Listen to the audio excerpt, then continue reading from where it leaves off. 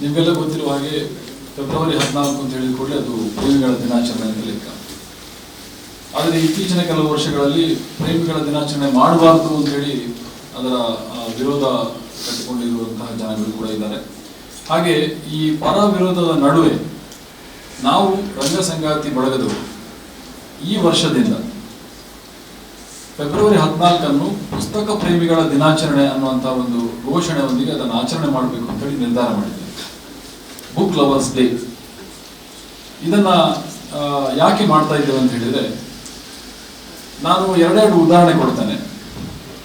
ಯಾರಾದರೂ ತುಳು ಪುಸ್ತಕ ಬರೆದವರಿದ್ದರೆ ಅದನ್ನು ಪಬ್ಲಿಷ್ ಮಾಡಬೇಕು ಅಂತಾದರೆ ಅವರು ಅವರ ಕಿಸೆಯಿಂದ ಹಣ ಹಾಕಿ ಅವರ ಆದಾಯದ ಮೂಲದಿಂದಲೇ ಅದನ್ನು ಪಬ್ಲಿಷ್ ಮಾಡಬೇಕಾಗ್ತದೆ. ಸಾಮಾನ್ಯವಾಗಿ ಒಂದು ಪುಸ್ತಕ ಪ್ರಿಂಟ್ ಮಾಡಬೇಕು ಅಂತಾದರೆ, ಪಬ್ಲಿಷ್ ಮಾಡಬೇಕು ಅಂತಾದರೆ 25,000 ರಿಂದ 30,000 ರೂಪಾಯಿ ಬೇಕು. ಇದು ಪಬ್ಲಿಷ್ ಮಾಡಬೇಕು. ಆಮೇಲೆ ಅದನ್ನು ಮತ್ತೆ ಲೋಕಾರ್ಪಣೆಗೊಳಿಸುವುದು ಅಥವಾ ಬಿಡುಗಡೆ ಸಮಾರಂಭ ಮಾಡಬೇಕು ಅಂತಾದರೆ ಅದರದ್ದು ಸಪರೇಟ್ ಖರ್ಚು. ಸೊ ಸಾಮಾನ್ಯವಾಗಿ ತುಳು ಪುಸ್ತಕಗಳನ್ನು ಮಾಡುವುದು, ಪಬ್ಲಿಷ್ ಮಾಡುವುದು ದೊಡ್ಡ ಸಾಹಸದ ಕೆಲಸ. ಒಂದು 10-15 ವರ್ಷಗಳ ಮುಂಚೆ ತುಳು ಅಕಾಡೆಮಿಯವರು ಅದಕ್ಕೆ ಗೌರವಧನ 5,000 ರೂಪಾಯಿ ಕೊಡ್ತಾ ಇದ್ರು. ಇತ್ತೀಚಿನ ವರ್ಷಗಳಲ್ಲಿ ಅದನ್ನು ನಿಲ್ಲಿಸಿದ್ದಾರೆ. ಹಾಗೆ ತುಳು ಪುಸ್ತಕ ಮಾಡುವವರಿಗೆ ಒಂದು 2,000 ರೂಪಾಯಿಯ ಪುಸ್ತಕಗಳನ್ನು ಖರೀದಿ ಮಾಡುವ ಪ್ರಕ್ರಿಯೆ ಇತ್ತು. ಆದರೆ ಕಳೆದ 1 ವರ್ಷದಿಂದ ಈ ತುಳು ಅಕಾಡೆಮಿ ಇಲ್ಲ, ಹಾಗಾಗಿ ಅದು ನಡೀತಾ ಇಲ್ಲ ಅನ್ನುವಂಥದ್ದು ನನ್ನ ನಂಬಿಕೆ. ಇನ್ನು ಕನ್ನಡ ಪುಸ್ತಕಗಳಿಗೆ ಬಂದರೆ, ಹೊಸ ಬರಹಗಾರರಿಗೆ, ಅದು ಕವನ ಇರ್ಬೋದು, ಕಥೆ ಇರ್ಬೋದು, ಕಾದಂಬರಿ ಇರ್ಬೋದು, ನಾಟಕ ಇರ್ಬೋದು, ಯಾವ ಪುಸ್ತಕಗಳನ್ನು ಪಬ್ಲಿಷ್ ಮಾಡೋದಂತಾದರೂ ಕೂಡ ಯಾವ ಪಬ್ಲಿಷರು ಕೂಡ ಬರುವುದಿಲ್ಲ, ಮುಂದೆ ಬರುವುದಿಲ್ಲ. ಅಂದರೆ ಹೊಸ ಬರಹಗಾರರನ್ನು ಅವರು ಆದಷ್ಟು ಹಿಂದೆ ಇಡಲಿಕ್ಕೆ ನೋಡ್ತಾರೆ. ಯಾಕೆಂತ ಹೇಳಿದ್ರೆ ಅವರಿಗೆ ಒಂದಷ್ಟು ಫೇಮ್ ಇದ್ದಂತಹ, ಒಂದಷ್ಟು ಜನಮಾನಸದಲ್ಲಿ ಪ್ರಸಿದ್ಧ ಇರುವಂತಹ ಬರಹಗಾರಗಳಿಗೆ ಮಾತ್ರ ಅವರು ಅವಕಾಶ ಕೊಡ್ತಾರೆ.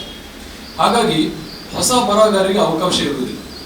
ನಾವು ನಾಳ್ದು ಫೆಬ್ರವರಿ 14ನೇ ತಾರೀಕಿಗೆ ಪುಸ್ತಕ ಪ್ರೇಮಿಗಳ ದಿನಾಚರಣೆಯನ್ನು ಯಾವ ರೀತಿಯಲ್ಲಿ ವಿಭಿನ್ನವಾಗಿ ಹಮ್ಮಿಕೊಂಡಿದ್ದೇವೆ ಅಂತ ಹೇಳಿದ್ರೆ, ಒಂದಷ್ಟು ಪುಸ್ತಕ ಮಳಿಗೆಗಳಲ್ಲಿ ಬರ್ತವೆ, ಹೊಸ ಬರಹಗಾರರು ಬರ್ತಾರೆ, ಪಬ್ಲಿಷರ್ನವರನ್ನು ಕರೆಸ್ತೇವೆ, ಈವನ್ ನಾವು ಚಿತ್ರರಂಗದವರನ್ನು ಕರೆಸ್ತೇವೆ.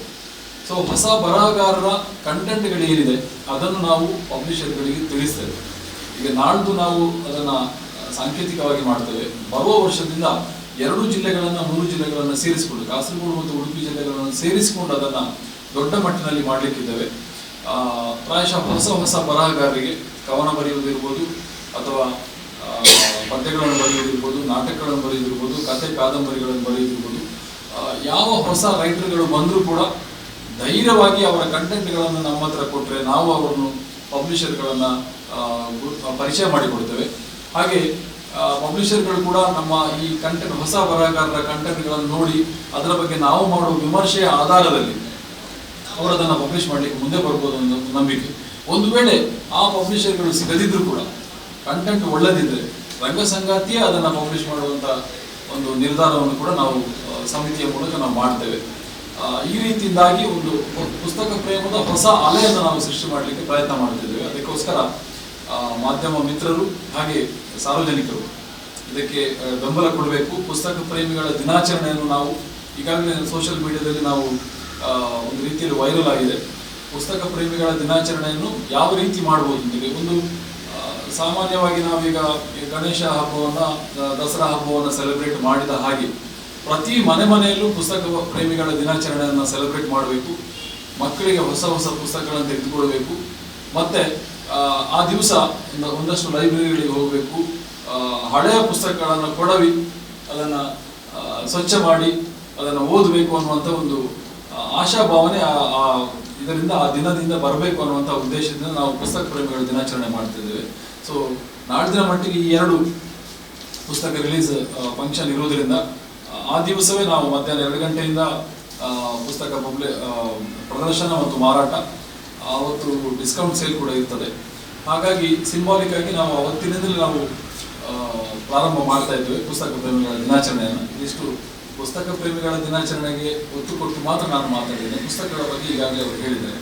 ನಮಸ್ಕಾರ.